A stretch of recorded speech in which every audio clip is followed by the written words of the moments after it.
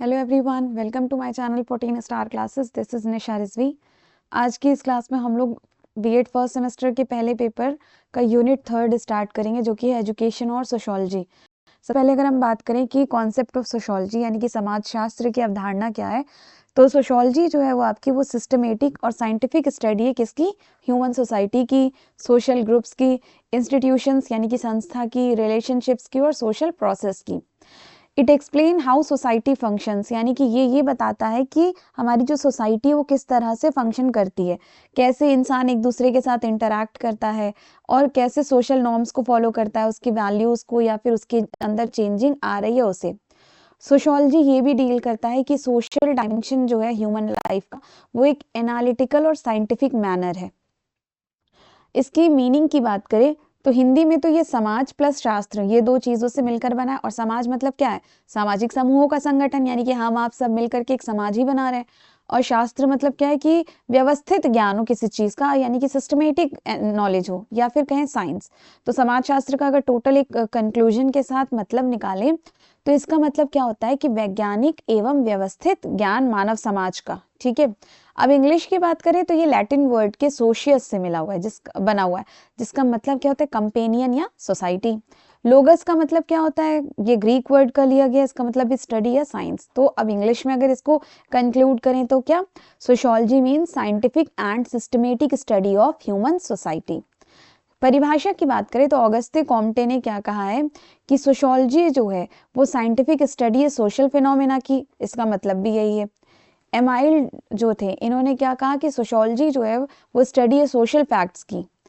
मैक्लेवर ने क्या कहा कि सोशियोलॉजी जो है वो स्टडी है सोशल रिलेशनशिप की। और जिन्सबर्ग ने कहा कि सोशियोलॉजी स्टडी करती है इंटरैक्शन में, सोशल प्रोसेस पे और सोशल स्ट्रक्चर पे। इसकी नेचर यानी कि प्रकृति की बात करें तो समाजशास्त्र क्या है, एक सामाजिक विज्ञान है, प्रकृति विज्ञान नहीं है। यानी कि सोशियोलॉजी आपका सोशल साइंस है, नेचुरल साइंस नहीं है। क्यों?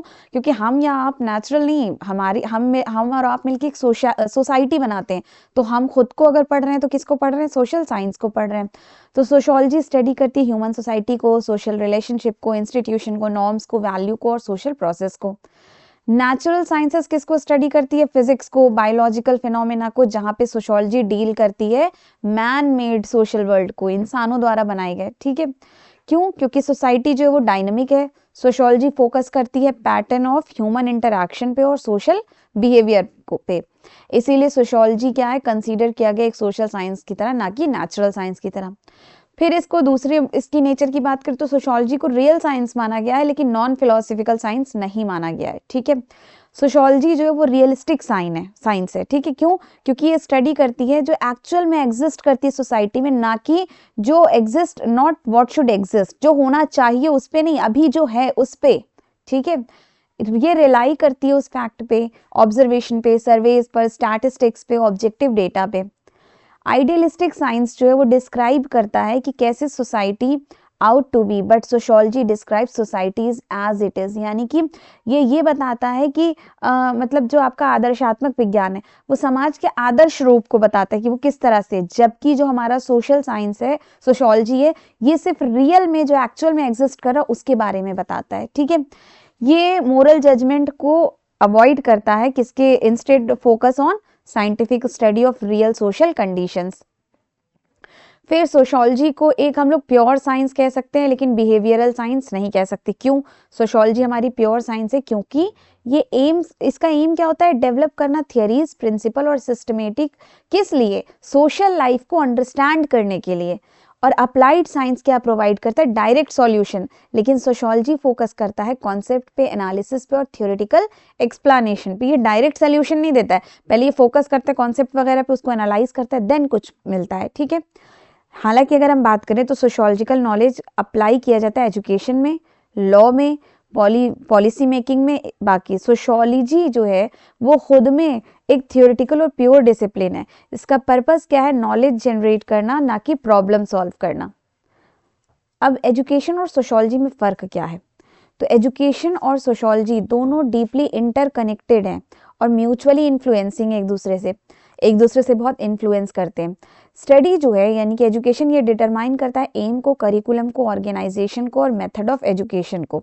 जबकि दूसरी ओर बात करें यहाँ पे सोसाइटी ये था, एजुकेशन की बात करें तो ये इन्फ्लुएंस करता है सोसाइटी को, कैसे प्रमोट करता है सोशल मोबिलिटी को, मॉडर्नाइजेशन को। जैसे जैसे आपके सोसाइटी में मॉडर्नाइजेशन बढ़ रहा है उस चीज़ों को प्रमोट करता है एजुकेशन, कि अच्छा ठीक है अभी ये चल रहा है तो ये ग्रास्प करो आप लोग, कल दूसरा चीज़ चल रहा है तो दूसरा ग्रास्प करो, ये एजुकेशन कहता है। ठीक है, कल्चरल ट्रांसमिशन पे और सोशल चेंज पे सोशोलॉजी हेल्प करती है हमें समझने के लिए क्या क्या चीज़, सोशल फंक्शन ऑफ एजुकेशन यानी कि एजुकेशन के शिक्षा सामाजिक को, कैसे एजुकेशन शेप करता है पर्सनालिटी को हर एक के, और कैसे एजुकेशन रिमूव या इंक्रीज करता है सोशल इनइक्वालिटीज़ को।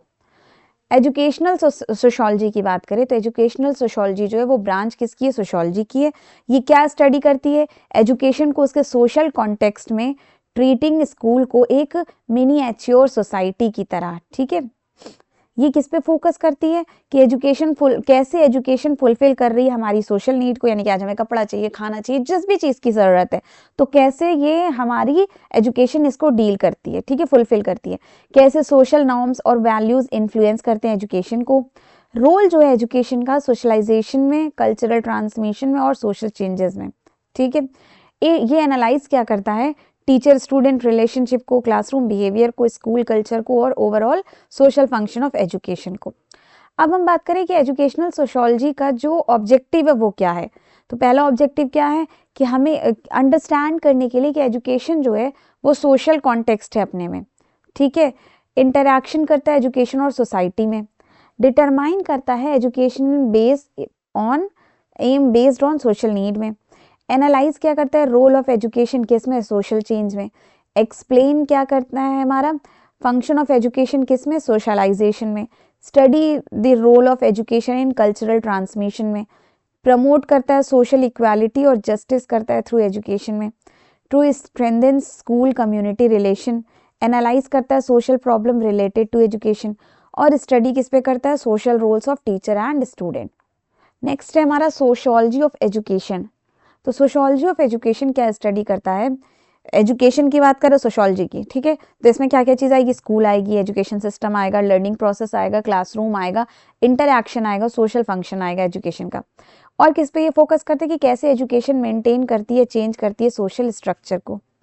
शैक्षिक समाज का क्षेत्र और विषय वस्तु की बात करें तो एजुकेशन किस तरह एक सोशल इंस्टीट्यूशन की तरह है, स्कूल और कम्युनिटी रिलेशन होता है, सोशलाइजेशन होता है किसके जरिए, एजुकेशन के जरिए, कल्चरल और एजुकेशन होता है, social stratification and education, social changes आते हैं, social problem related to education, teacher का रोल कैसा सोसाइटी में, और करिकुलर एंड सोसाइटी।